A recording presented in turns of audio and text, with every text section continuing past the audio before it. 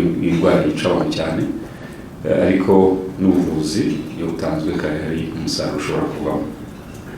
Kugira ngo n'abarwayi bumvikane ibipimo abantu benshi, turi gukora ibipimo mu by'ukuri ubundi iki kizami cya PCR ntabwo cyagenewe gukora ibipimo byinshi cyane, ntabwo ari mu rurimi rw'amahanga, ntabwo ari mass screening test nk'uko babivuga mu Cyongereza. Ni ikizamini ubundi kiba gishaka kwemeza ibindi, ariko murabizi ko test zihuse z'indwara zitari ziri ku isoko nazo turi gushakisha uburyo abari kuzikora bageze ku cyiciro cya nyuma nazo twabasha kuzibona zizwi nka rapid test. Ntabwo biragera aho ngaho, icyizere nacyo kiri mu minsi imbere ahari tuzaba twaratsinze n'iki cyorezo. Tumaze gukora ibipimo rero birenga 1700 uyu munsi dushobora no kugera hafi muri ibyo 2000, ku buryo uko upima abantu benshi nako ugira icyizere ko ntacyo gucika. Bivuga yuko hari na contacts zose tuba dushaka gukurikirana, hari n'abashobora gupima inshuro imwe, hari abo dupima uyu munsi gukurikirana niba yarahuye n'umurwayi ukabutereka nzongera musubiremo nyuma y'iminsi nk'ibiri kugira ngo uburwayi ntaza kubura kandi buhari, cyangwa se bukaza namaze gupima kandi byagiye bigaragara koko abo byagenze bityo.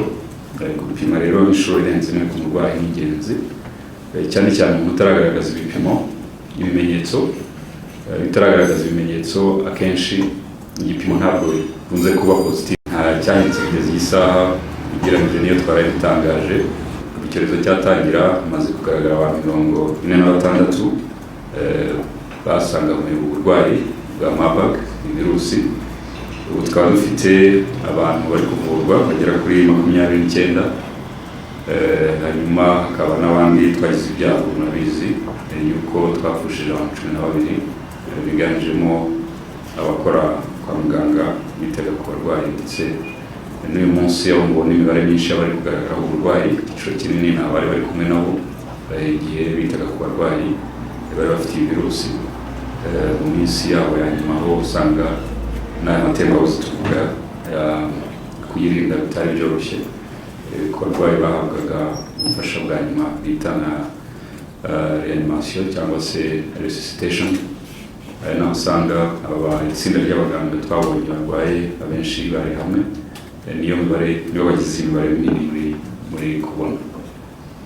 Turabona rero n'icyizere kuko hari abarwayi 5 bakize, ndetse uyu munsi twizeye yuko tuza no kugira abandi bashobora kugira igipimo cya nyuma, ko kugira ngo twemeze ko umurwayi yakize nuko wakorerwa ibizamini bibiri byitwa PCR.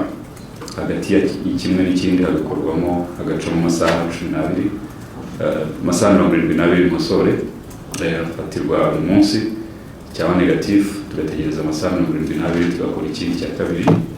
Icyo gihe aba yakize iyo virusi